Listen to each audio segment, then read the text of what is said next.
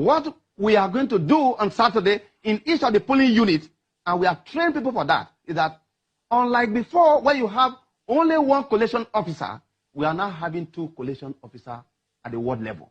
And this is how they are going to go about it. First, the presiding officer, we have to impute the result into the card reader, and we send it straight away to the central server.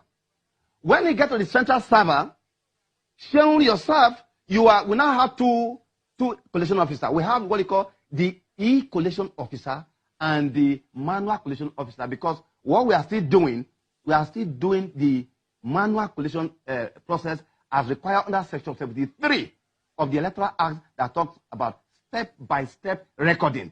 But what we have done to bring about transparency, openness to issues about the results declared at the polling unit now being at variance at the work collation center, we now have 2 collation officers for the first time at the work collation center. What you call the RATEC, or the e-collation officer and the manual collation officer. So what happened is that after I have sent that data as a presiding officer, the cameraman and yourself, you are the 2 collation officers. Before I get to you, without talking to me, without any form of communication, we have granted you access to our central server. You will see what I have transmitted without talking to me.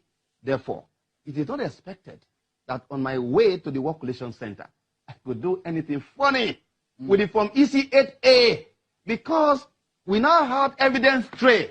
The fact that I'm aware that at the polling unit, the same result is there, the duplicate has been given to the party agent, I have transmitted the central server without talking to me, both of you, you have seen that result. By the time I get to the polling, to the work collation center, it will be taken away from me as a presiding officer.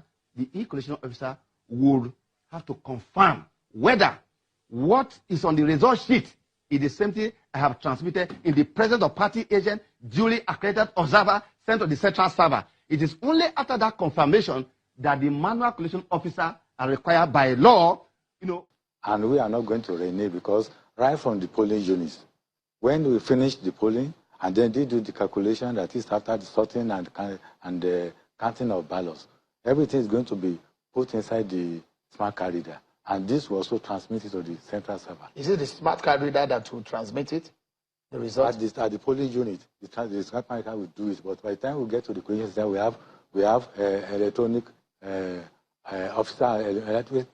technical officers who are going to also deploy their gadgets to be able to transmit it to Abuja headquarters.